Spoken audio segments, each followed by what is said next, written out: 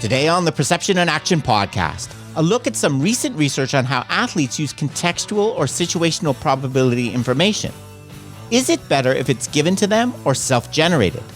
How does it influence their ability to detect deceptive moves by an opponent? How can we understand its use from an ecological viewpoint? So it's time for a call to action. Hello, and thanks for joining me. This is Rob Gray from Arizona State University. I've been on a now over 25-year journey as a researcher, professor, and high-performance consultant to understand how we acquire and adapt our perceptual motor skills. Welcome to the Perception and Action podcast, where I discuss how psychological research can be applied to improving performance, accelerating skill acquisition, and designing technologies. If you're a coach or an instructor, my goal is to help you bridge the gap between research and application, and to connect your experiential knowledge with skill acquisition and motor learning theory. I want to help take you from using practice design recipes to becoming a master chef who can manipulate the key ingredients to come up with your own innovative training methods. If you're a student or fellow academic working in the skill acquisition field, I hope to keep you up to date on the latest studies and help you get to know the people working in this area.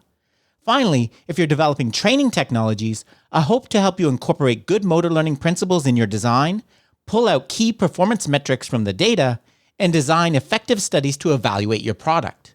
To learn more, help support the podcast, and or work directly with me, please check out perceptionaction.com. Now on to the show. On today's episode, a look at how athletes use contextual and situational probability information about their opponent. So what we're talking about here is using information about an opponent's tendencies based on the score or the situation, the previous sequence of events, their position on a court or field, or general action preferences. For example, in baseball, hitters know that pitchers tend to throw fastballs when behind in the count, like to mix in breaking balls if they've just thrown a few fastballs in a row, and typically have their own one favorite pitch. Tennis players often know their opponent will serve to a particular location based on whether they're standing closer or further to the center line when serving, and whether they are leading or trailing in the game. Defenders in soccer or basketball can learn that their opponent likes to go left when driving, etc. and so on. Today, I want to look at some recent studies examining how athletes use knowledge like this and combine it with other sources of information to control their actions. After that, I'm going to consider how we might conceptualize the use of situational probabilities and contextual information from an ecological approach to the control of action. The first study I want to look at today was published by Helm and colleagues earlier this year. When we think about reactive skills like hitting a ball, returning a serve, or saving a penalty kick in soccer, we can talk about information as unfolding and changing in reliability over time. The situational probabilities and context I'm focusing on today is available very early on, before your opponent begins to move, but it's very crude information. It just tells you that they're likely to go right, for example, or a pitch is likely to be a fastball, not exactly where and when it will be when it gets there.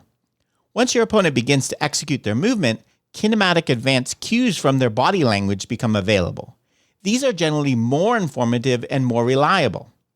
Finally, once the ball is released or struck by your opponent, there's specifying visual information which can be used to detect its time to collision or direction of motion. This information is, of course, more specific and reliable. However, it's often argued that it comes too late to be used exclusively.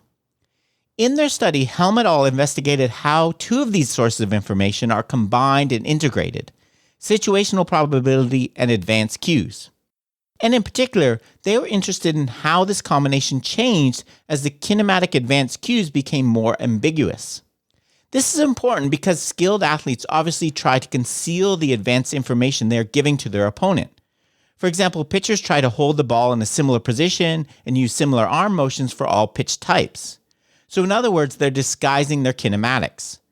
The primary prediction was that as the kinematics of the opponent become more and more ambiguous, the athlete would rely more and more on situational probabilities.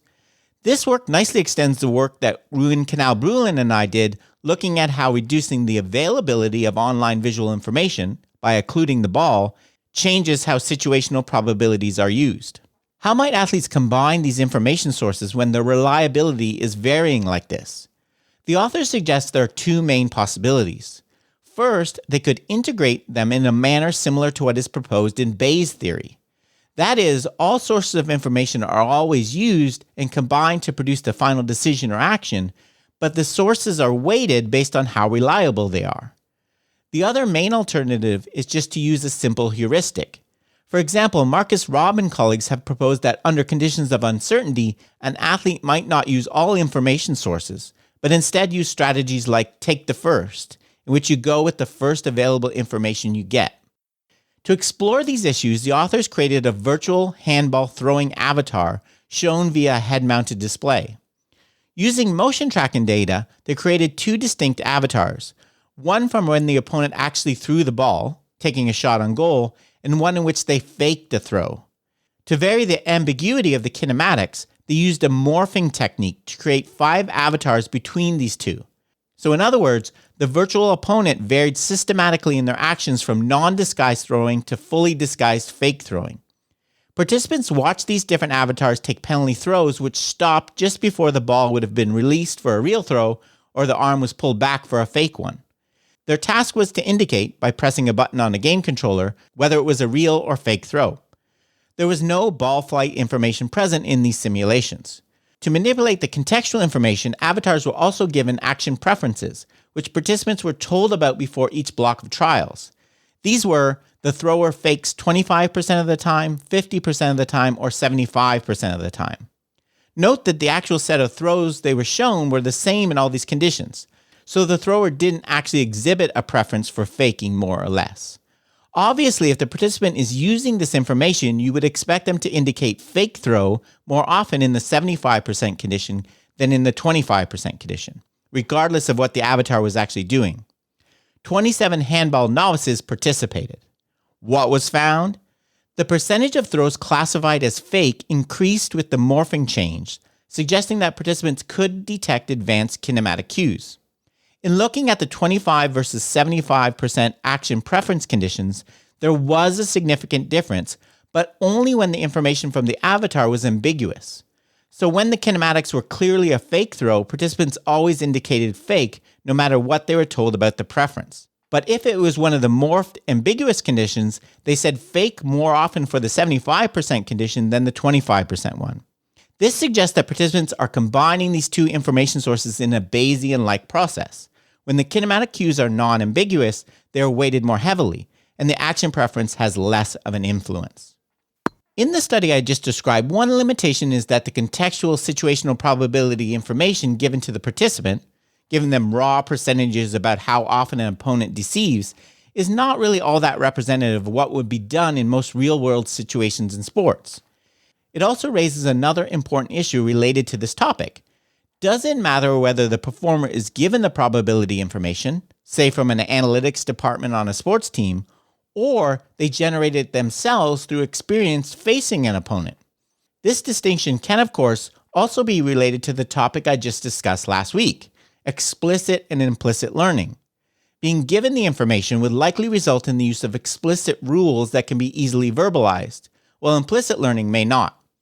I found a big difference along these lines in a study I published back in 2015 and discussed way back in episode 4.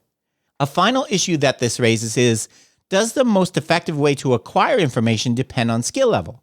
It has been found that expert performers are better able to self-generate contextual knowledge, for example, taking advantage of an opponent's tendency to change their standing location for different types of serves in tennis. These questions were recently addressed in a study by Magnuano and Hosner. This study was also novel in that, unlike most previous work which typically looks at an athlete's ability to use situational information about an opponent, this research looked at using probability information about a teammate. Specifically, participants performed a task in a team handball virtual environment, in which their virtual teammate was either a weak or strong defender. As I will describe in a second, they were given both explicit information and had the opportunity to self-generate knowledge about their teammates' abilities. 12 experts that played at the highest division in Germany or Switzerland, and 12 near experts that played no higher than the 4th division participated. The authors hypothesized that the experts would be better able to take advantage of both explicit and self-generated knowledge about their teammate. Video scenes of dynamic 3-on-3 handball situations were recorded and displayed to the participant in a life-size immersive cave environment. The movements of the participant were recorded with a motion capture system. One of the real strengths of this study was that the information presented was continuous. It was not occluded at some point, as is done in most studies of this type. Nor did they ask participants to make an unnatural discrete response. For example, saying whether a move was deceptive or not, or whether the shot was going left or right. Again, as is typical in most research in this area. The scenes all ended with a 1v1 situation between an attacker and a virtual teammate. The main dependent measure was whether or not the participant moved towards the defender to help them, which was of course taken from the motion tracking data. In half of the scenes, the weak defender was on the ball, while in the other half, the strong defender was. These virtual players were differentiated by their jersey number. The defenders were simulated such that the weak one got easily faked out and allowed shots on goal more easily. The experiment was divided into 3 phases in which participants performed the same task. In phases 1 and 2, they were not told about the differences between the defenders, so their self-generated knowledge was assessed in a questionnaire at the end of phase 2.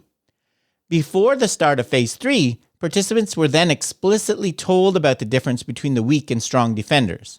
Thus, in phase 3, all participants had the same level of knowledge.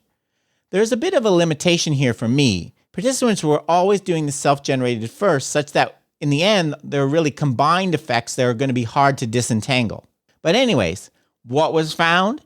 In terms of learning their teammates' strengths on their own, in phase 1 and 2, as predicted, experts indicated this difference more in the questionnaires. This also influenced their movement behavior. For all participants, their position on the virtual court was closer to the weaker defender than the stronger one, and this difference increased from phase to phase. However, this difference was also larger for experts, suggesting that they used this information more. This was particularly the case early in the study in phases 1 and 2, when there was no explicit information given. So, in sum, as the authors fully admit, the main pattern of results was not all that surprising. Regardless of skill level, athletes can learn to use information about their teammates' strengths and weaknesses. And experts are better at doing this, especially when it requires them to learn it on their own. Finally, and related to the limitation I mentioned earlier, it's difficult to determine why the experts were better in the study. Is it because they're better able to extract contextual information or attune to different information sources, or can they just utilize it more effectively when they're given it? The final study I want to look at is an interesting one published this year by Robin Jackson and colleagues. It flips this topic on its head.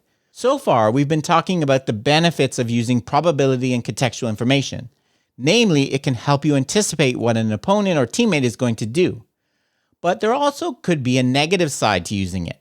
Specifically, if a performer becomes too reliant on using probability information, it might make them more susceptible to deception. For example, imagine you're a defender in soccer and you know that the attacker with the ball almost always drives to the right.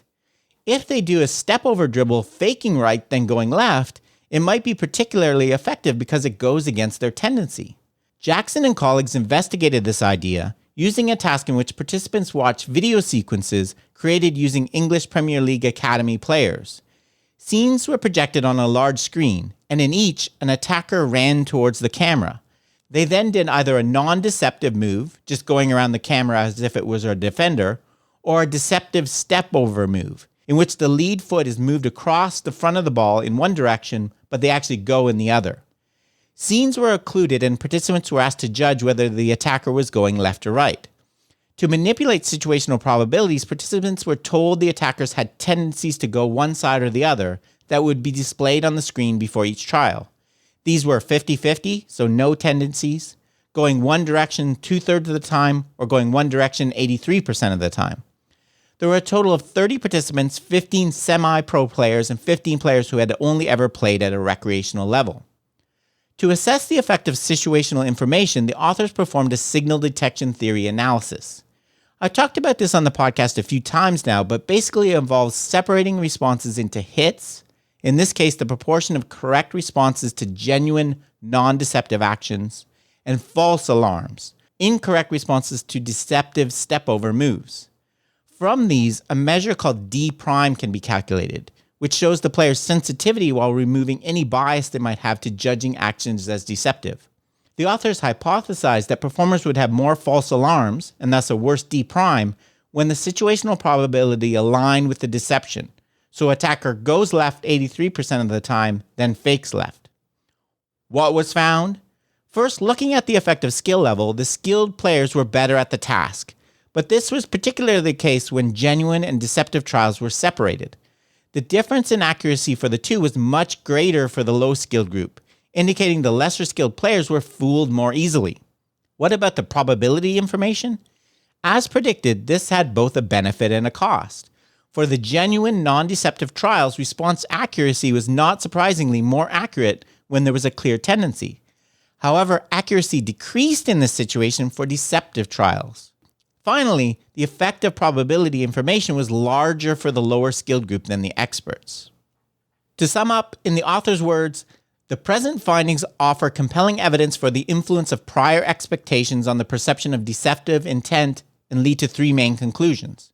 First, the influence of situational probability information was evident in both high-skilled and low-skilled performers, which highlights the potent effect of prior expectations, particularly when they align with the intention conveyed by a fake action.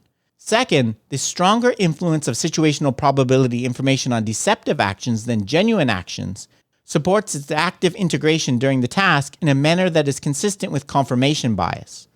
Third, the stronger influence of situational probability information on low-skilled than high-skilled performers corroborates findings regarding the different weightings given to the information depending on the difficulty of the primary task.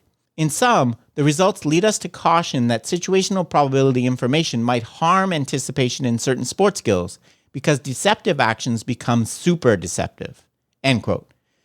Finally today, I want to consider how we might think about the use of advanced kinematic cues and situational probabilities from an ecological perspective. On the surface, they don't seem to fit very well. The fact that expert performers are more sensitive to and can anticipate more accurately using these information sources than lesser skilled athletes seems to suggest that they are storing information in an internal model, predicting what's going to happen, and then generating a pre-programmed response. For example, starting to move left. However, I don't think this is the only way to interpret findings in this area. I've been working on a paper this summer where I review models of visual motor control in baseball batting. In it, I'm contrasting predictive internal model-based control versus online prospective control. As I just mentioned, evidence from the studies like I've talked about today seems to provide strong support for the former. But let's look at this a bit more closely. First, think about using advanced cues from your opponent's kinematics. What does it actually accomplish to predict a serve is going left or a pitch is a fastball? How are these predictions actually used? Who or what uses them? This is an issue I raised in episode 300. Internal predictive models of perception just leave you with a motor control problem to solve. Are predictions being used to initiate the execution of a motor program, so a ballistic pre-programmed movement occurs? My recent study on baseball batting showing that the shifts in weight and bat movement are adjusted continuously online definitely doesn't seem to support this. But Rob, you might say, maybe they're using a hybrid approach to skill execution where you predict early in the action and use online control later. To that I would say, why go to the trouble of making an internal model and generating predictions if you're just going to control online later? Also, let's look at evidence from actual play. In the lab studies, it's shown that expert tennis players can anticipate the direction of serve early and use that to step in the direction it's going. This is a response that's actually used in some of the experiments. But how often do these predictive actions actually occur in real tennis? In a study published in 2017, Triolet and colleagues measured how often anticipation behaviors, that is moving before the ball is struck, are used. They found that they only occur for about 6 to 13% of the points, and mostly happen when the player is behind in the game, so they're likely guessing. If anticipation is so important to sports skills, why aren't these types of behaviors used more? If advanced cues are not used to start your movement early, what are they being used for? In my opinion, the sensitivity to advanced cues we see in lab experiments is a byproduct of elite athletes being more sensitive to this information because they're using it to control movements online. That's definitely what I find in my baseball batting studies. Like the tennis study I just described, batters don't seem to use predictive control, but are rather making continuous adjustments. Therefore, I think a skilled batter's ability to say fastball versus curveball, or a skilled tennis player's ability to say going left versus right in uncoupled lab tasks does not reflect how they're actually executing the action in the game. The fact that athletes can learn to make a prediction and anticipate things in the lab is not evidence that is what they're actually doing to control their actions when performing the fully coupled skill. Look at the studies we talked about today. Making a discrete judgment about whether an action is deceptive or not is not really something an athlete likely ever does, but they may be able to do it when asked because they're sensitive to the information related to deception. But what about situational probabilities then? It seems like there's no possible way to look at those from an online perspective control approach because by definition, it is offline information that happens before the event even begins. Again, from the paper I'm working on, here are my thoughts on an alternative way to think about the use of this information. In this case, I'm talking about the fact that baseball batters seem to use to count the number of balls and strikes. How might these effects be explained using a strong online controlled approach? First, it's possible that the observed effect of situational probabilities, i.e. the ball strike count, on batting performance may reflect an education of intention process rather than predictive control. Intention here refers to the actor's goal or what they intend to actualize with their action. Beyond just getting a hit, there are other intentions a batter can have depending on the game situation. These include taking a pitch, trying to pull the ball, or trying to hit the ball to the opposite field. It is common for batters to change their intentions based on the pitch count.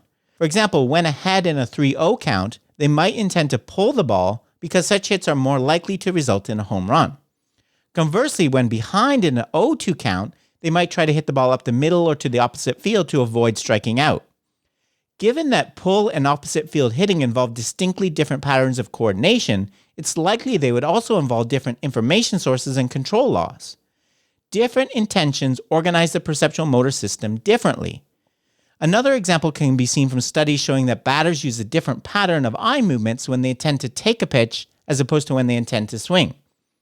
If a batter's intentions do depend on the count, it could explain why this is an important factor in hitting, and why there is a difference in performance when the pitch affords the intention.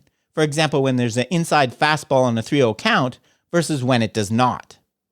So again, I think there are ways to understand the use of these information sources other than assuming they're a part of a predictive internal model. I'll have a lot more to say on this once I'm finished writing my new paper. To sum up today's episode, what are the implications here for coaching? Well, as I've discussed in past episodes, I think we need to put some thought into how we're giving athletes information about the tendencies of their opponents and teammates. As the study I talked about today shows, too much information can be a bad thing. And we have to be especially careful in using it with lesser skilled performers. Giving them explicit information might hurt their ability to self-generate it and make them more susceptible to deception.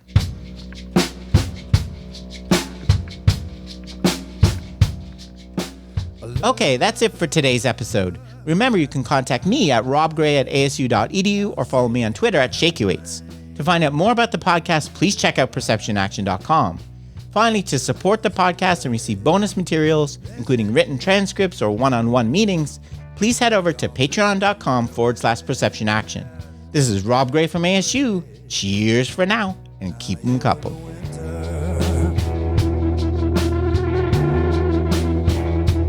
Cut you